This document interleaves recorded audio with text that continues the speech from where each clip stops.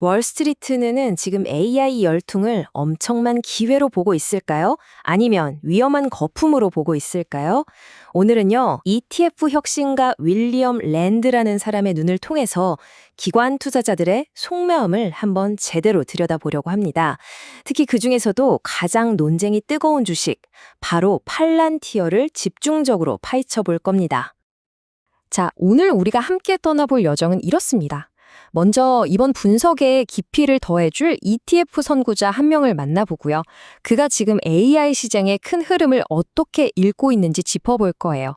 그리고 월스트리트를 딱 둘로 나눠버린 두 가지 시선, 그 논쟁의 한가운데 서 있는 팔란티어를 샅샅이 분석해 본 다음에요.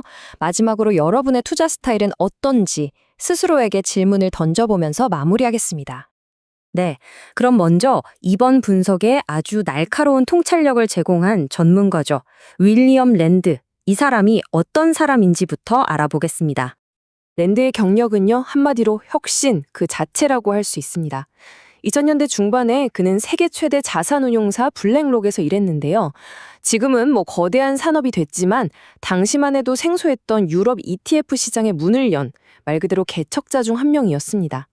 과거에 이렇게 투자의 판도를 바꾼 경험이 있는 사람이니까 지금 AI 시대에 대한 그의 통찰이 더 의미가 있는 거겠죠. 2016년에는 직접 그레니시어즈라는 회사를 세워서 그 혁신을 계속 이어가고 있습니다. 랜드가 ETF를 뭐라고 정의해야 하냐면요. 뮤추얼 펀드라는 낡은 기술을 대체한 새로운 기술이라고 말합니다. 이게 그냥 상품 하나 잘 만들었다는 얘기가 아니에요. 투자의 패러다임 자체가 어떻게 변하는지 그 본질을 꿰뚫어 보고 있다는 뜻이거든요. 이렇게 과거의 기술 변화를 직접 이끌었던 경험이 있으니 현재 AI 혁명을 분석하는 그의 시각도 남다를 수밖에 없는 거죠. 자, 그렇다면 그런 랜드의 눈에는 지금 시장이 과연 어떻게 보일까요? 팔란티어라는 개별 나무를 보기 전에 먼저 AI라는 이 거대한 숲을 함께 둘러보시죠. 랜드의 진단은 아주 단호합니다. AI는 현재 시장에서 가장 강력한 투자 테마이고 바로 그것이 핵심이다. 그러니까 다른 건 다 잊어도 좋다는 거죠. 지금 시장을 움직이는 단 하나의 동력을 꼽으라면 그건 바로 AI라는 겁니다. 게다가 이런 AI 열풍이 그냥 뜬구름 잡는 얘기가 아니라는 거예요. 랜드의 분석을 보면 지금 시장 환경이 완벽하게 멍석을 깔아주고 있습니다. 기술 대기업들은 엄청난 실적을 내고 있죠. 골치 아팠던 인플레이션과 금리는 안정될 기미를 보이고 있죠. 경제 기반도 탄탄하죠. 한마디로 AI에 대한 뜨거운 기대감이 현실적인 자금과 만나서 폭발하기에 최적의 환경이라는 겁니다. 그리고 랜드는 AI의 미래에 대해서 이렇게 요약합니다. AI는 오늘보다 더 멍청해질 일은 없을 겁니다. 와, 이거 생각해보면 정말 강력한 말 아닌가요? 지금 우리가 보고 있는 AI는 그야말로 가장 초기 버전일 뿐이고 앞으로의 발전 가능성은 그야말로 무한하다는 뜻이니까요. 하지만 모두가 이 AI 파티에 신나게 뛰어들고 있는 건 아닙니다. 지금 월스트리트에서는요, AI를 둘러싸고 아주 거대한 생각의 전쟁이 벌어지고 있어요. 그 두 진영이 어떻게 다른지 한번 살펴보겠습니다. 이 전쟁은 결국 성장이냐, 가치냐, 이 오래된 투자 철학의 충돌입니다. 성장 투자자들은 말하자면 망원경을 들고 몇 년 뒤에 미래를 봐요. AI가 세상을 완전히 바꿀 4차 산업혁명이라고 믿기 때문에 지금 주가가 좀 비싼 건 전혀 중요하지 않다고 생각하는 거죠. 반면에 가치 투자자들은 현미경을 들고 지금 당장의 재무제표를 샅샅이 뜯어봅니다. 미래의 꿈 같은 이야기보다는 현재의 확실한 숫자를 믿는 바로 그 워렌 버핏의 후예들입니다. 자, 이제 논의의 초점을 오늘의 주인공 팔란티어로 옮겨보겠습니다. 이 회사는요, 기관 투자자들이 얼마나 다르게 생각하는지를 보여주는 정말 완벽한 사례 연구라고 할 수 있습니다. 바로 이 질문. 투자자들을 딱 둘로 갈라놓는 핵심 질문이 나옵니다. 그래서 팔란티어, 이거 고평가 아닌가요? 똑같은 팔란티어라는 회사를 보고도요, 두 진영의 해석은 정말 하늘과 땅 차이입니다. 성장 진영에서는 이렇게 말하죠. 이 회사는 1조 달러짜리 기업으로 가는 길목에 있다. 지금의 가치는 그 과정일 뿐이다. 미국 정부가 인정한 이 기술력, 이거야말로 일반 기업 시장을 정복할 최고의 무기다. 반면에 가치 진영에서는 고개를 절레절레 젓습니다. 아니, 전통적인 기준으로 보면 너무 비싸다. 지금은 들어갈 때가 아니다. 이렇게요. 자, 그럼 랜드는 어느 쪽 편일까요? 아주 흥미로운데요. 그는 팔란티어의 정부 사업을 약점이 아니라 오히려 최대 강점이라고 봅니다.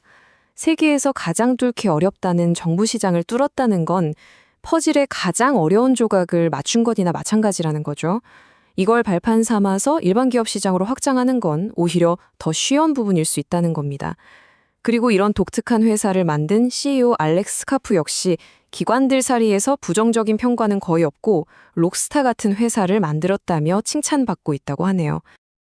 자, 이제 이론은 충분히 봤으니 실전으로 한번 넘어가 볼까요?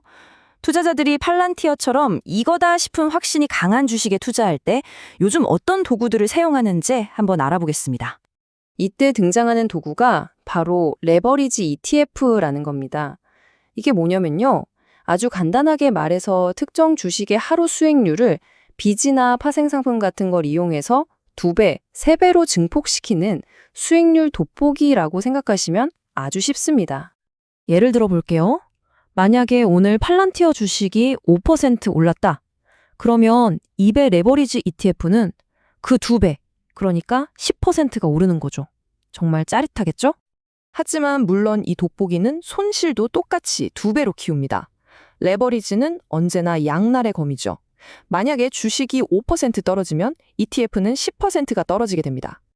바로 이 지점에서 랜드 같은 혁신가들이 투자의 판을 바꾼답니다. 옛날에는요, 레버리지를 쓰려면 절차도 복잡하고 비싼 증권사 신용대출, 즉 마진 융자를 써야 했어요.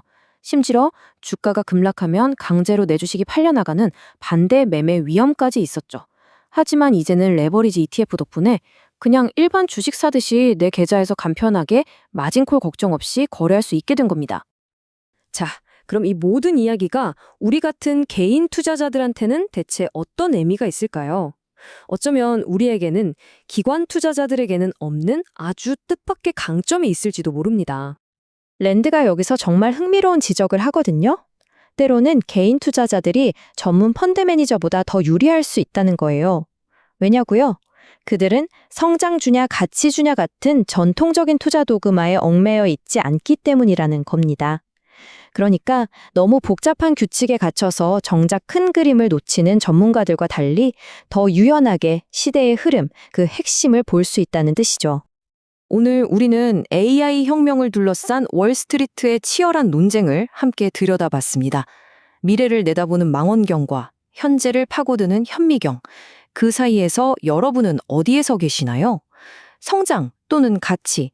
여러분은 이 거대한 AI 혁명을 어떤 렌즈로 바라보시겠습니까?